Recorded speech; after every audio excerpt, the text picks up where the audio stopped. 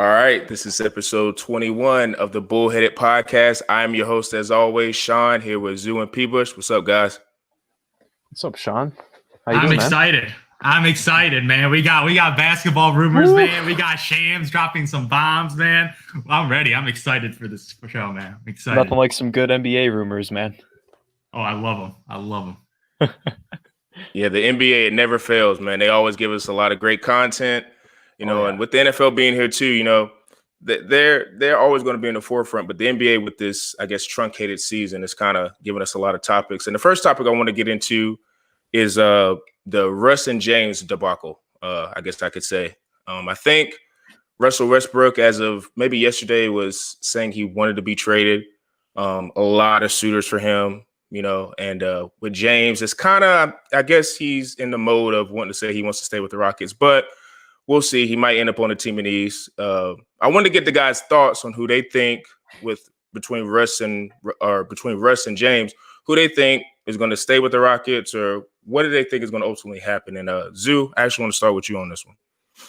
For me, I'm sorry, Houston fans, they gone. Both of them are going to leave. Both of them are going to leave. Man, this is a bad situation, man. This is really, really bad. They could go from becoming a contender to a lottery team for the next half decade, man. Half decade. They don't own their first round picks because they traded two of them to get Russell Westbrook, man. Russell Westbrook and some pick swaps. So Sam Presti, the GOAT GM right now, that dude just pulls off trades like no other general manager I've ever seen, man. He turns bad situations into opportunities, man. That's what he does. And right now, Russell Westbrook, you know my thoughts about Russell Westbrook. Stupid basketball IQ of a dodo bird, unintelligent basketball player, absolute joke. I'm a Bulls fan. I do not want Russell Westbrook on my franchise. Ooh. This guy, this is what I'm saying right now. Right now, playoff contender. So pretty much teams in the playoffs right now, they're going to win a title.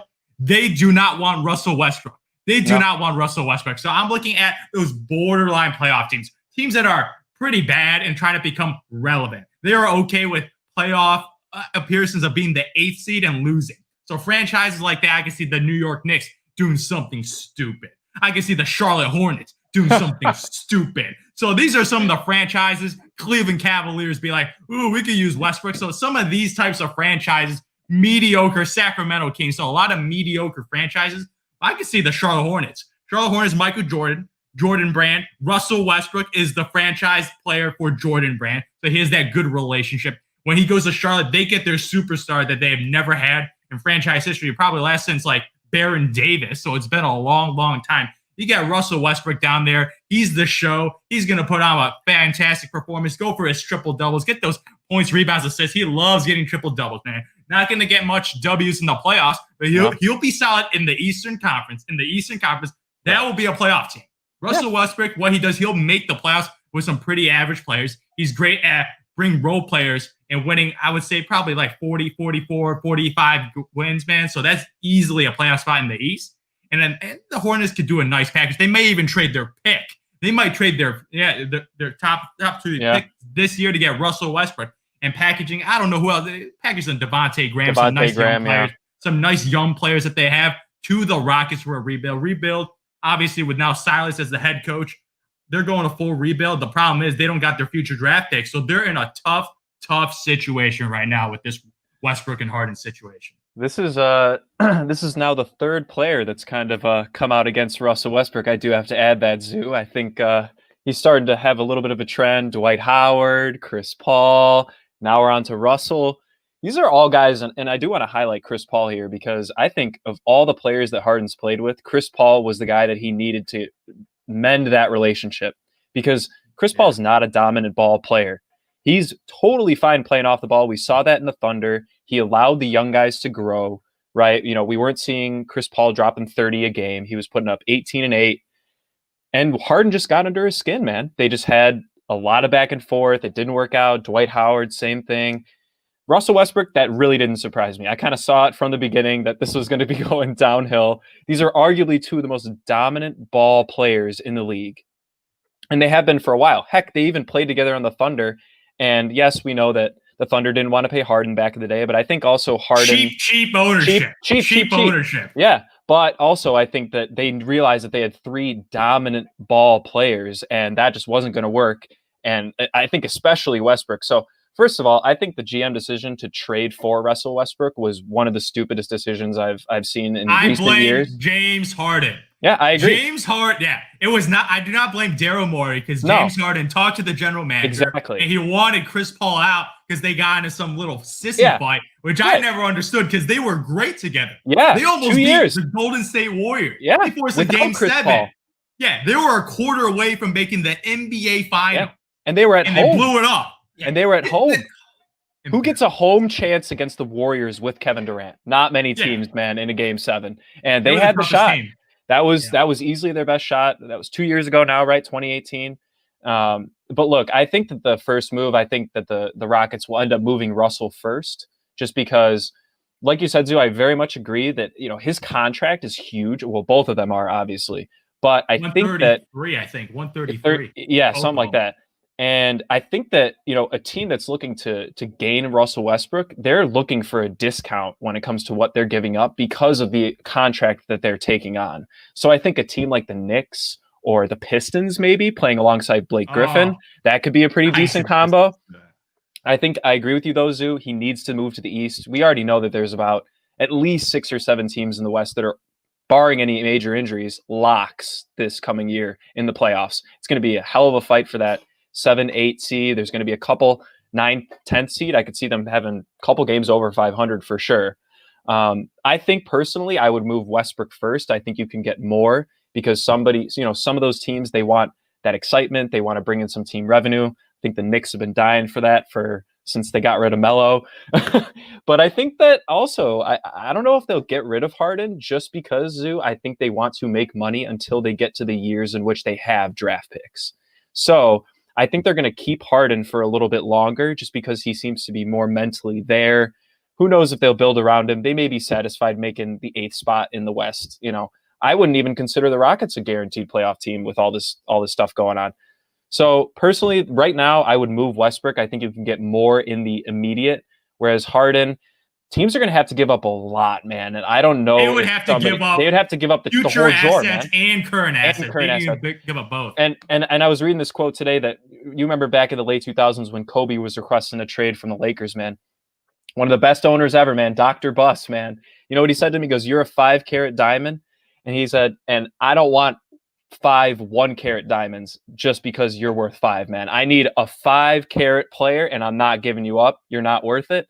I just don't see them moving Harden at the current day. I think that they'd still want to have some contention. They don't have that many pieces to work with, man. They're playing with a bunch of guys that are under 6'7". You know, they really kind of screwed themselves over trying to go super 2020 NBA basketball, and it really didn't pay off. We'll see if it helps in the future. I just don't see the Rockets coming together. I do not see them resolving this situation at all. I think Russell's a guaranteed out. I think they may hold on to Harden for a bit longer, but I also wouldn't be surprised if they are able to get rid of him, that they do so. Yeah, and there's a lot of reports out there, even like some of the bench guys, like Austin Rivers, PJ Tucker. There's some ramblings about the Houston situation that's very, very toxic. So now, super toxic. It's kind of scary. I knew it was toxic the minute Daryl Morey said, "I'm going to resign from this position." I'm like, it's over. That's it. When Daryl Morey said that, it was for family reasons. Stop it, Daryl. I know they were about to fire you, man. They're about to fire you. Because of this situation, right? Even with the China situation, and now with the current roster situation, losing in 5 games to the Los Angeles Lakers. All I can say is LeBron James breaking up teams for a decade, man. That's what he does, man. He plays them in a playoff series, blow up the team, and they see they got no shot. They lost in 5 games against a Lakers team. I think it's a good Lakers team, not a great Lakers team. I think it's just a good Lakers team. So they knew they didn't have a shot. So now they're going through this situation. And I see James Harden going to the East. Harden is desperate for an NBA championship. Like Russell Westbrook, I don't even think he cares. I don't think he cares about winning a title in my mind. Like Russell Westbrook is like, whatever, I'm a triple-double king. I'm cemented in history as an all-time great player. Yeah. James Harden, he wants a championship ring, man. Yes, he does. Oh, no, man. Dude, he is salty of losing, man. He doesn't want to be Charles Barkley. That's his own fault. No. He's joined the ranks. He's joined the ranks of AI and Melo. That's what he's joined. Guys that want to put up great stats, great numbers, but they will be no title stars. That is what James Harden, and I think Russell Westbrook has been there for a little bit longer. I think James Harden is starting to enter that territory until he decides to do what Anthony Davis did, get out of a max contract, take a pay cut. You're still going to make $20 million. Don't worry. Join a team like the Bucks. Do a trade to the Bucks, man. Go alongside Giannis. That might not even be a bad spot. They hate each other. What are you talking about? For Russell, I'm just saying, if he's willing to set all that aside and just be a professional about it, he could win a championship with Giannis, 100%. Bucks don't got the assets, man. Exactly, and that's another thing. They have an old team. They don't have much young talent. 76ers. Another decent option. I think they have the trade assets. Yeah. We were talking about that a couple podcasts ago. Future picks. Yeah. A lot of future picks to get James Harden. And right now, I think them with James Harden and Joel Embiid, that's a favorite in the East. Big egos. That's two big egos. Yeah, it's two big egos, but they'll get a chance now. Because James Harden and Joel Embiid, two top 15 players, I would say 2 top 15 players in the East. He needs to get out the West. Because the West is just too stacked now. It is too stacked. James Harden has no shot, especially if Russell Westbrook ground. He doesn't even have a sidekick. Like his second best player is going to be PJ Tucker. PJ Tucker, a center. Oh my lord, man! Like, it's looking like a tragedy right now. So James Harden, go East. Go East. He needs to go East if he wants to actually win. If he's willing to, like I said, if he's willing to set aside his, monetary and his ego, which obviously he's earned his ego, let's be honest, right? But he hasn't earned the ego of just setting everything aside because he's never won, right? I think honestly, if a trade was to go down between the Rockets and the Sixers, I would actually trade Embiid for Harden straight up and put Harden with Ben Simmons, because I think Ben Simmons is a better combination for James Harden than Joel Embiid is, because Embiid, like you said, Zoo, big men, they need a guy to facilitate them the ball. And yes, Harden can do that, but is he willing to give him the ball as much as Embiid wants it? And I don't see that. Whereas Simmons, he's just kind of a go-with-the-flow guy, slasher, easy drive and kick to Harden in the corner. Could you imagine that, man? He'd be wide open every time. That would be a solid combo. And the Sixers, they have some decent assets. Obviously, that'd be a very now moment getting Embiid back into Houston. He could go back to where his mentor, man, Hakeem Olajuwon. Yeah, exactly. It'd be interesting. And I think that it depends if the Rockets or it depends if the Sixers are trying to go win now, or if they're also kind of trying to do, as we discussed in past podcasts. They're win now. They hired Doc Rivers and Daryl Morey. Or if they decide to move one of their 2 stars, who knows? I don't know. We talked about that a couple weeks ago. If the Sixers wanted to make any moves, I think that maybe a Rockets-Sixers move could be best for both teams. I think it makes sense. I think it makes sense for both teams, especially if the Sixers throw in a lot of future first-round picks. Yeah. Oh, yeah. Wow. That would be great. Because then the Rockets would actually have something to draft. Yeah. I could see a situation where, like, ultimately the 76ers get involved with Harden just because Daryl's there. But I kind of agree with P-Bush. I think the difference between Harden and Westbrook, I think they're one and the same. I just think their personalities are different. It seems like James, and this is just looking on the outside, looking in. It just seems like because James's personality is more low key, it maybe looks like he wants to win, and Russ is just a hard guy to get along with. But I just feel like they both like to get their points. They both like to do their one man thing, and I think the only reason why Harden, because I don't think Daryl, I just think I'm not a huge fan of him, but I don't think he's as dumb to be like, yeah, let me just get Russ. Like, I think that was Harden and the owner pushing that. And then I think after that, Daryl was just like, screw it. And Harden's like, well, I don't want this anymore. Yeah. So I think they're both, at the end of the day, like, I don't know if they're like Harden, I would want on the championship team because he's like one of the greatest scorers ever, but Russ, no. Like, if I'm the Bulls, I am making some calls right now for James 100%. Harden. Yeah. Trade that pick. Future first round picks. No, trade the current year pick. Yeah. Oh, I would trade. Yeah, if I could get James Harden on the Bulls. Ooh. Yeah, good luck with that, though, Zoo. They ain't going to pay him. I don't know. Zach LaVine, he's a pretty good player. Zach LaVine's pretty good, man. You'd have to give him up. I would have to. That's a lot you'd have to give up, though, for the Bulls. Like, you'd have to toss in Lauri Markkanen, too. Yeah. I would toss him in.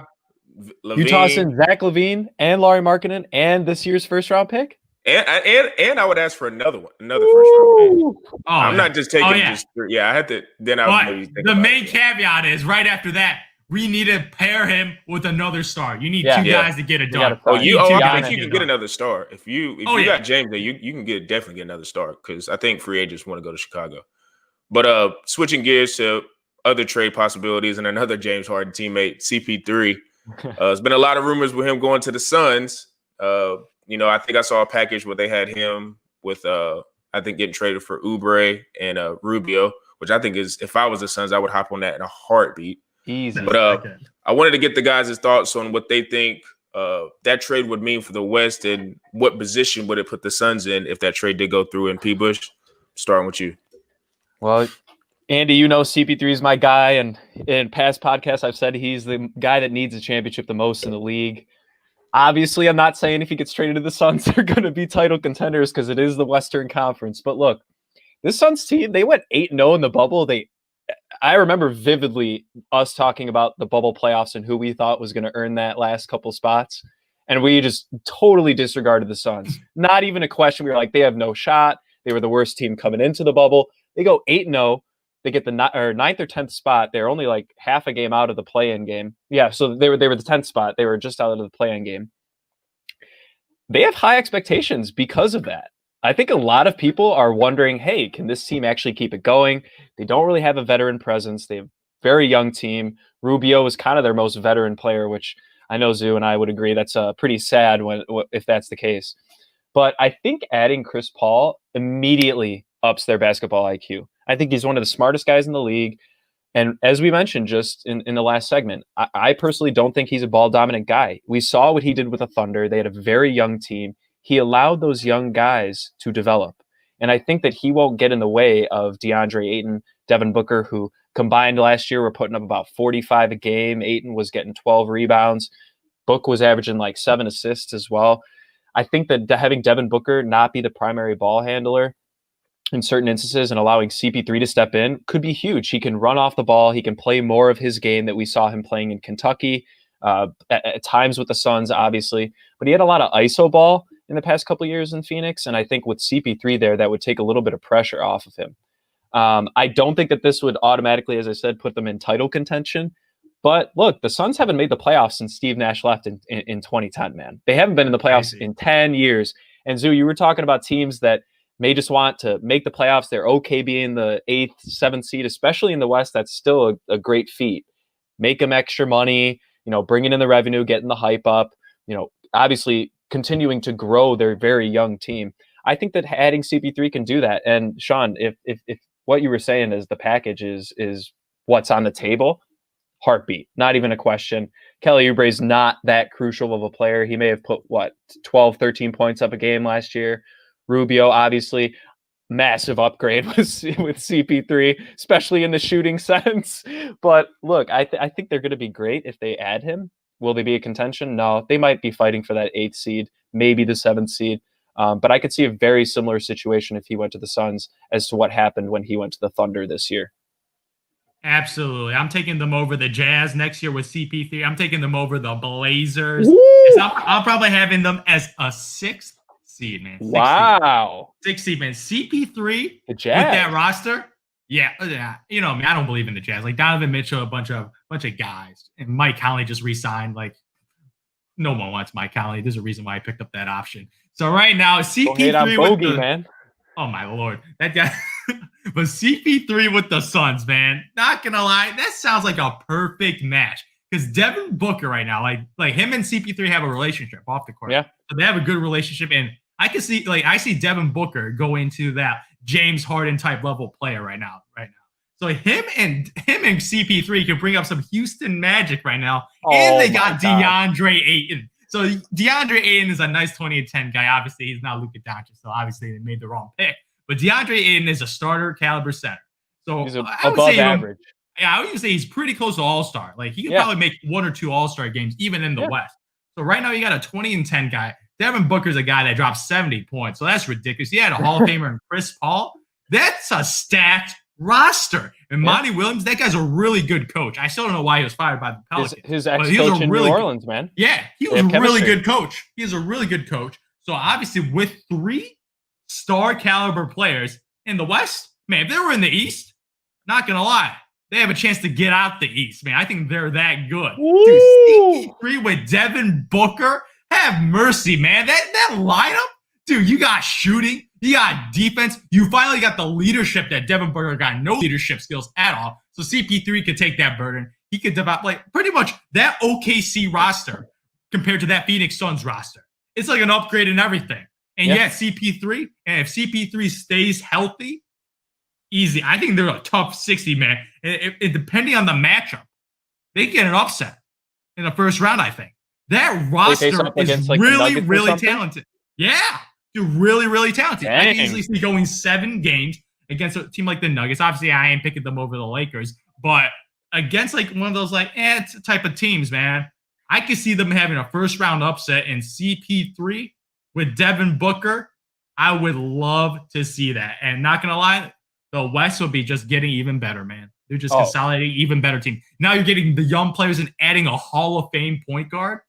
Jesus Christ. Man. The only thing is, I don't think they have that much depth, and I think that would end up being their issue if they came to the playoffs. I also think experience. I mean, you can't just put pure reliance on CP3 when it comes to experience in the playoffs. I mean, Booker's never been in the playoffs. He's your main guy. If you need a shot made, you're going to Devin Booker. Obviously, we've seen him make big shots. I'm not saying he can't, but he hasn't done it in the playoffs. We haven't seen that. That's something we don't have a basis for. I think, obviously, as we saw, dude, hey, the Thunder gave the Rockets a run for their money this year in that series. They could have won. They could have won. They were probably won 2 possessions away from winning. Yeah. It was that close. And that was almost all CP3. I mean, obviously, you know, Schroeder, Gilgeous-Alexander, they were contributing. Steven Adams is always a beast. But look, I think the Ayton aspect is crucial, though, because CP3 loves playing with a guy that he can lob. You know, we saw that with Blake Griffin. We saw that with Tyson Chandler in his early days in New Orleans. I think there's a lot of love that CP3 has for an athletic big man, but also a guy that he can run off screens, a Klay Thompson type player in Devin Booker, right? Obviously, Devin can put up way more than Klay, but hey, Klay's at his moments too, man. But look, I don't know if I agree with you making the 6th seed, Zoo, just because it'd be their first year. Obviously, Chris Paul does have a relationship. They're going to make the jump. They're going to make that Denver Nuggets jump. I agree. I think they can make that Denver Nuggets jump. Yeah. I remember Denver Nuggets that one year. They played great, barely missed playoffs. I think they were like the 9th seed. They were pretty close. So they were that borderline. They made that jump from going from a young, nice team to a playoff contender. And I feel like if they add Chris Paul, that's just an acceleration right there. That's an acceleration, adding that Hall of Fame type of point guard. And that roster, you got some shooters too. Like Cam Johnson, Mikal Bridges, you got these role players that knows their roles. They just camp in the corner, hit some threes, be the snipers out there. You got the roles of the point guard and Devin Booker being the lead dog, DeAndre Ayton as the lone center. You could have 4 shooters out. I think in the modern day era, they have a really well-built team if they could get CP3 and just give up Oubre, some picks, and who else? Ricky Rubio? Like, whatever, man. Like, whatever, man. Get him out. They are loaded, man. Especially with the shooters. Man, that Suns team could win 45 to 50 games if they get CP3. Where do you see him without CP3, though? Without CP3, I can see them getting the 8th seed. As one you think so? Yes. No. Yes, an 8th seed surprise team. Yes, I can. Yes, I can. No. There'll be a 35-win team. There'll be a 35-win team without CP3. He'll add 10 games to their win-loss record at least if he were to go there. That's my prediction. They're good, dude. They have 0 basketball IQ on that team right now. Ricky Rubio is their highest basketball IQ. Yeah. Ricky Rubio. They won 47% of their games this year. And even in the West right now, I would say you have to be a little above 500 to make playoffs. So I can see them becoming a 500 level basketball team. It's an asterisk season, Zoo. It's going to be very interesting to see how they come out, in December. We got a December 18th start date, something right around there this year, right before Christmas. December 22nd. December 22nd. Yeah. There you go. Look, I'm interested. I also agree with you, Zoo. I think that the teams that'll end up fighting for that 8th spot could be between the Grizzlies, the Suns, Blazers, who else? But Pelicans too. Yeah, but look, I don't know. It's tough because look, they have those expectations, Zoo, and I think that's partially why you're putting them at the 8th seed is because they went 8-0 in the bubble. They just got hot, man. Like that happens for a team. Can they keep it consistent for a 70-game season or however many they're going to be playing this year with the television agreement. I don't 100% see it, but I could see it happening. But if they add CP3, I think they're a lock for the playoffs. But definitely on the lower end. Unless barring any injuries, of course. Always got to add that caveat since my boy D Rose, man. Yeah. I could see the Suns making a huge jump too with CP3. Only thing is, I just think how the league is set up, and I don't know how the schedules are going to come out, but I think they so desperately they want Zion in the playoffs. So I could see a scenario where even if they got CP3, I think the Pelicans would still probably have an easier schedule. No, I disagree, and I think man. they could get in. That Pelicans roster is pretty. It's okay. I give it an okay. They got some roster. studs on there. They got at least 2 bona fide guys in Zion and Ingram. I don't know about everybody else, but they got Zion and Ingram. And I think they're going to be making a trade soon. Yeah, I think they could be. But that's I guess that goes December 22nd. We'll see how that all shapes out. But one of the last trades, speaking of the Pelicans, that we're going to talk about is a kind of an under the radar one, just because the player is not so much of a marquee name, but a lot of NBA fans know he's a critical piece to a lot of teams, and that's Jrue Holiday. There's been a lot of trade rumors with him maybe going to certain teams. I know I saw one with him going to Atlanta. I saw one recently with Boston because I think Boston has 3 first-round picks, so they're trying to trade and do a package with New Orleans so they could probably maybe get Jrue Holiday. Wanted to ask the guys, last question of the night, where's a destination I guess they could see Jrue Holiday in where it could maybe put a contender over the top or maybe a team that's trying to get into the playoffs, get them into the playoffs? What team can you see him going to and making a big impact? And Zoo, I'm going to end the night with you, man. The Dallas Mavericks, man, they got to go all in right now with Luka Doncic and Kristaps Porzingis. Dang. They have the superstar. When you get a franchise star, you got to go all in right now. Trade whatever first-round picks. Trade some of your nice young role players. Whatever. Jrue Holiday is an elite defensive player. This is a man that made Damian Lillard look like a peasant on the court. He was atrocious. That dude was abysmal and got swept because Jrue Holiday, as a defensive player, all NBA defensive player, man. Even though he's around 6'3", he has great strength, his ability to stay in front of players, his basketball IQ, and he's a good offensive player. Like, this guy averaging 19 points, 21 points in the last 2 seasons. So you got a guy dropping 20 points, and you got a guy defending perimeter player. So this is a guy that could guard the Steph Currys of the world, even guard the Klay Thompson. He can even guard both guard positions. So pretty much this guy could guard both guard positions. Obviously, in the NBA right now, you got to be able to defend these types of quick guards.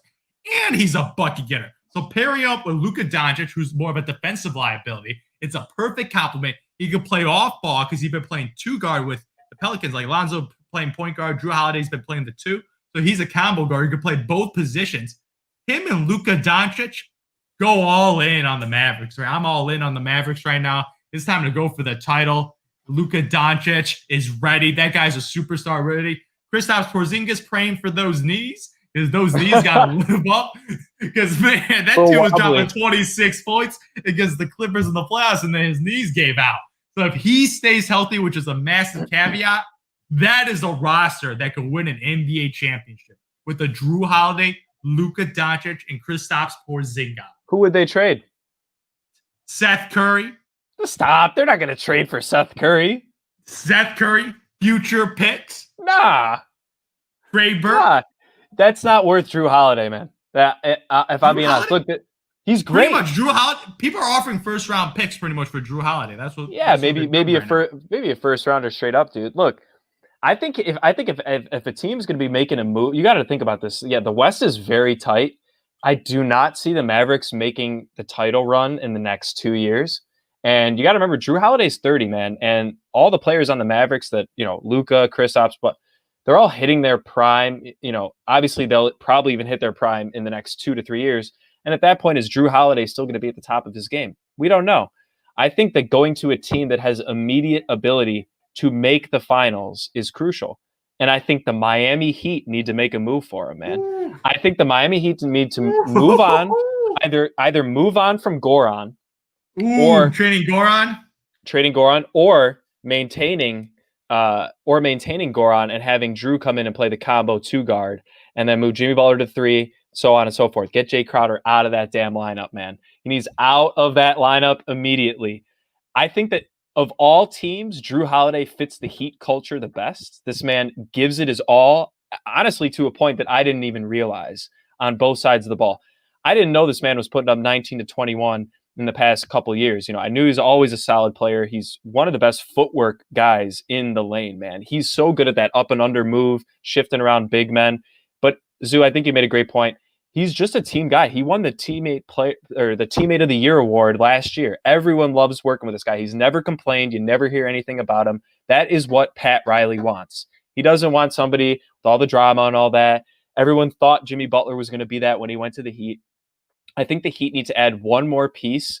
Goran was a little bit of a defensive liability in this playoffs this past year, especially going up against, the Jason Tatums, Kemba Walker, I'll set him aside. But, I don't know. I think that the Heat need to make one more move if they're going to really take themselves over the hump and have a chance to win an NBA Finals. But look, there's also some other teams that can make a move. The Hawks could make a move, honestly. A team that has a lot of cap space. Jrue Holiday is a fat contract, $26 million option. That's not going to be cheap for something like the Mavericks to take on. I think that's a bargain. $26 million for Jrue Holiday. $26 million? What? Dude, Anthony Davis is making 27, man. Come on. But look, that's an even bigger bargain, man. AD deserves 40, man. But look, the Hawks could make a move, and they need somebody to come in. You want to talk about a team that desperately needs some basketball IQ and leadership. Jrue Holiday is that kind of guy. He's not a silent leader, like I know we've talked about. Obviously, he's winning teammate of the year awards, right? So he's not just quiet guy sitting in the locker room putting up 20 a game. He's getting the guys going. He's worked with the Pelicans team for 7 years now, who's really been rebuilding, and he's kind of stuck through it all. I feel like that's the grind that Pat Riley wants, and someone that the Heat would love to play with as well. I think he'll bring it day in and day out. But look, the Mavs, yeah, obviously that would be great, but I do not see them pulling the trigger. The Heat are looking to make a trade, man. They've been in every single trade rumor in the past couple weeks. I think that they'll end up pulling the trigger. I think Jrue Holiday may end up being the one they do. I like that pick because Jrue Holiday with Jimmy Butler, that's just very, dude, that defensive tandem. Oh my God. They'll be locking people down. Yeah, I know. Yeah, they got all NBA defensive players at the both guard positions and the center position. They are going to be able to lock down any team, especially Jrue Holiday. He could guard Kevin Durant. That's what I was just going to say. Your boy KD said he was the biggest pest in 2018. Jrue Holiday could guard Kevin Durant. Kevin Durant, even though I think he's the greatest scorer of all time, those small little defenders that gets out of his skin, super strong guys like Tony Allen. Oh. Like Tony Allen at one point for the Memphis Grizzlies made Kevin Durant look like a little bitch, man. Oh, he made him look real sad pushing him around. I'm like, KD, you're 6'10", 6'11", and you can't post up a man that's 6'3", 6'4"? Like, that's embarrassing. And I think Jrue Holiday is that pesky defender that can even guard wing players like LeBron and Kevin Durant and get under their skin. So I think he's just such a super valuable player for any roster. He could give Jimmy Butler a rest on the defensive end, which is huge. And he could still give you 20 points and 7 assists a game, which is really what Goran was asked to do. So I don't know if they'll move Goran or if they'll maintain Goran and trade some other players, some I feel like the Pelicans would ask for Tyler Hero. It's very possible. Are you doing that trade? No. I don't think the Miami Heat are going to do that. Absolutely not. I don't think that they'd ask for Hero, but it could be in the Pelicans package. Absolutely fitting with a young core of Brandon Ingram and Zion Williamson. Having a white sniper like Tyler Hero on the team fits perfectly. I feel like they would ask for Tyler Hero, especially as a guy that plays off the ball for more ball dominant players like Zion Williamson and Brandon Ingram wants to dominate the basketball. I think they would definitely ask for Tyler Hero. Yeah. Good point. I don't know. I think I probably would say Jrue Holiday. I like the fit with Trey just because of everybody knows Drew's defensive abilities and Trey plays absolutely none. So I think it would free him up more to make him more of he's already a great playmaker and shooter, but I think that would be a nice fit because Atlanta also has a pick. So I think you put Jrue back there, then they get maybe another wing, even though they drafted 2, but maybe another guy that could maybe put Atlanta in a situation where they're fighting for an 8th seed. And I would love to see Trey in the playoffs because I just think he would just at least make the first round exciting for who they play. Yeah. But lot of great topics as usual. You know, NBA has been carrying us the last couple episodes, but I mean, they have so much content that's coming out, and you know, next week's going to be even more because it'll be the draft and free agency starting, and you know, I'm interested to see where a lot of the free agents are going to go, even though it's not a lot of heavy hitters. And as always with the draft, you know, interested to see who. I think the Timberwolves, they have the number 1 pick if anybody trades out, things like that. But I want to make sure you guys follow the page bullheaded_pod. Make sure you subscribe, like all of our content on YouTube, Spotify, Apple, all those great places. And as usual, peace.